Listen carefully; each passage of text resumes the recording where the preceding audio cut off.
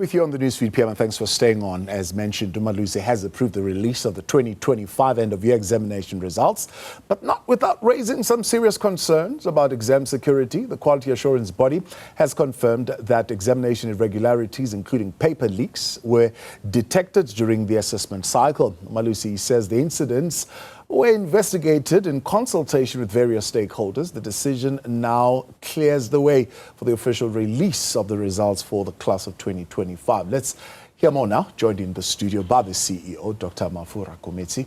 Good to have you, sir, and thank you very much for your time. Good afternoon, sir, and good afternoon to our viewers.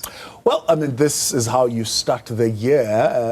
I would say, in my recollection, at least for the second, even the third year running, there would have been a leak or two. Are you beginning to worry about that particular situation? No. The factual situation is that for the past 3 to 4 years, we have not had leakages. We have had a 4-year break without leakages, and that we celebrated. When this leakage was disclosed, we were very disappointed because we thought we have closed all the gaps in the system. Everybody is disappointed in the system, more so that this one happened at the head office of the Department of Basic Education. And what I respect the department for is that they did not try to hide anything under the carpet. The DG, the minister, have been very much forthright in disclosing everything to Umalusi and to the South African public. That shows that they are very serious in correcting the situation in the education system. Yeah. So you're saying the printer situation was sorted, because initially the last leak, I think in my recollection, says you had said the printer of the examination paper would have been involved. This time around, is it the Department of Basic Education itself? Where it concerns the printer, it was an error in the question paper, where the error crept into the question paper as a result of the printing process in a particular province, and it was not nationwide. So it was just a technical error in that instance. It was not anything criminal. All right. Now, this one, it's two officials from the interim report, it seems. Let's talk about that particular process. I mean, it's a server. Is this, again, a technical issue that they would have access to the server, or how was the breach actually orchestrated? The preliminary report that we have is that an official working in examinations for many years, a trusted official, was approached by an official in the department working in HR. The official in HR has a child in matric. So he or she asked for a favor from the official in exams, the trusted one. So that's how the breach happened, because this one in exams is entrusted with handling the question papers directly. So the disappointment comes in the fact that this official, we are told, has been in the department for the past 17 years. That's a big disappointment, because this is a trustworthy person who has been getting accolades, performance bonuses, and now she got into this temptation as a result of the approach by the official from HR. Yeah. And this scope or the extent of the spread, I mean, you are localizing it to just Pretoria. Tell us about that particular process of localizing. The process is localized to Pretoria because the learners have been interviewed, their gadgets were taken, and they were looked into to check how far they spread the question paper. Also, in terms of the whole country, there's been a statistical kind of a survey that was done on all the data, comparing the results of this year, the previous years, the SBA school-based assessment of the learners throughout the year. There have been no aberrations in the system. There is a consistency in terms of the performance of the learners across the country. So different methods were employed to ensure that this spread did not spread, this contamination did not spread beyond Pretoria. All right. Now, talk to me then about the statement from the Department of Basic Education says markers. I don't know whether that's really is how it is, are the first line of defense. What happened is that not a little bit late when the markers are the first line of defense? No, it is late. Yeah. It is late. We have to admit. The first line of defense is the invigilators. Yeah. Where all this chicanery happened in the exam room, the learners had the memo in the exam room, and the invigilators did not detect it.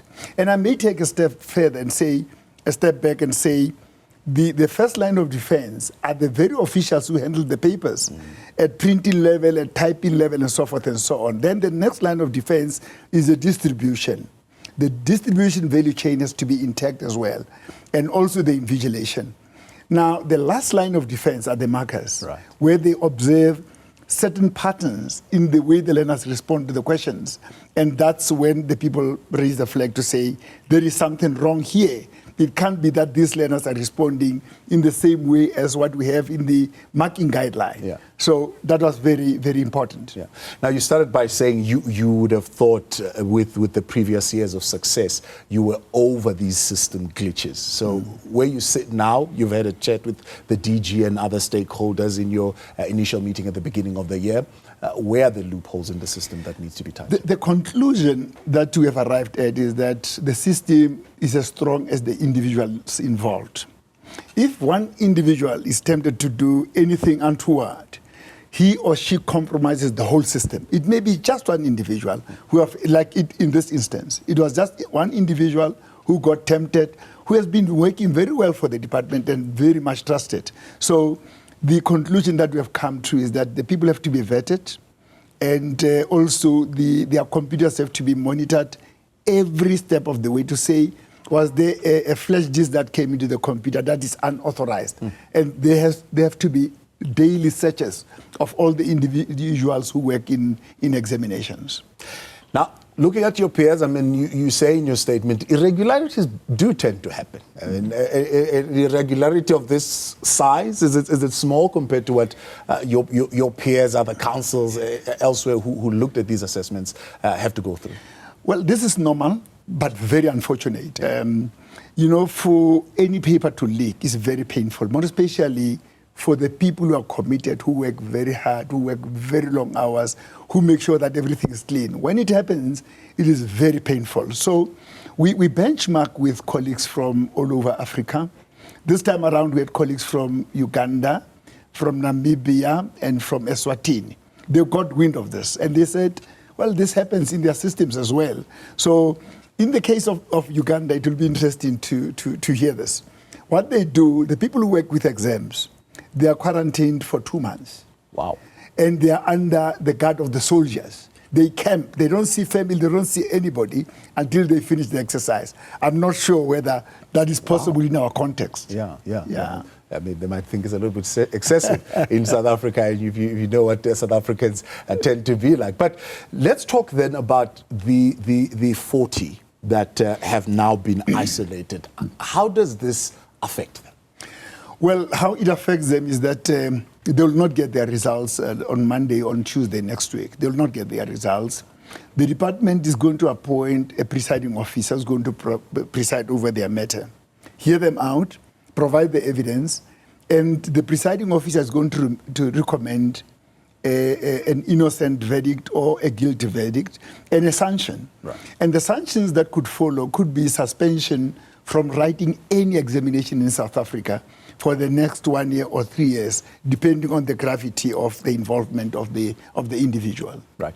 And those who would have written a similar paper, they have no concern whatsoever in terms of the integrity and the credibility of the result that they would have received. The learners who are going to get their results next week, their results have been rigorously scrutinized by Umalusi, so that they have to be proud with the paper that they'll be carrying on Tuesday, the statement of results, and later on the certificate. Yeah. That this certificate is authentic, it has been quality assured by Umalusi, the quality assurance board in the country, and there are guarantees once that has been done. Right, and all institutions go with that guarantee. They will not question it. They'll go with that guarantee. Yeah.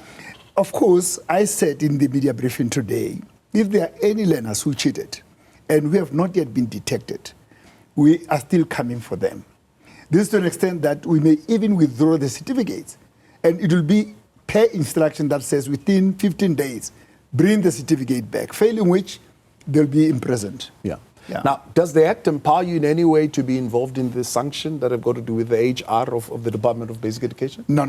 It is the preserve of the department alone. Yeah. We don't discipline staff members of the department when this happens. All right. Can you recommend? Is there a recommendation that you would have given them at this particular point? No. We'll only receive a report, and we'll be happy with the report to say the department has taken the necessary measures. As a quality assurance body, we are independent, and we just receive reports, and we can give directives here and there when it concerns the results. But as for the discipline of the staff members of the department, we don't have a say there. Because I'm saying that because, I mean, when we look sometimes at the sanctions that are meted out, somebody might say, well, people keep doing this because the sanctions are just not severe enough, and whether Umalusi can have a say in what those sanctions should be.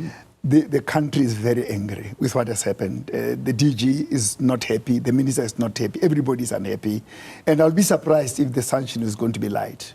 I'll be very surprised. Yeah. Indeed. And so overall, I mean, when you look at the processes, the debate and the assessment, which is your mandate and what you need to do, are you satisfied with the quality of the assessments that have been conducted? I'm 100% satisfied. We have done a number of benchmark studies over the years, and our processes compare favorably with the processes in other jurisdictions. As I stand and sit here, I'm the president of the International Association for Educational Assessment for the whole world, appointed because the whole world is confident with what South Africa is doing. Previously, my term ended in July with the African chapter. I was also president of the African chapter. Yeah. Now, I held the two titles at the same time until the African one ended. I would not be holding those positions if the people internationally and in Africa were doubting the standards of this country. So I'm confident that we are doing very well as this country. Mr. Rakometsi, as always, I appreciate you coming in. Thank you very much. At the beginning of the year to help us with that conversation. That's Thank the you very CEO much. of Umalusi there, Dr. Mafu Rakometsi. All right, what's making news when we return?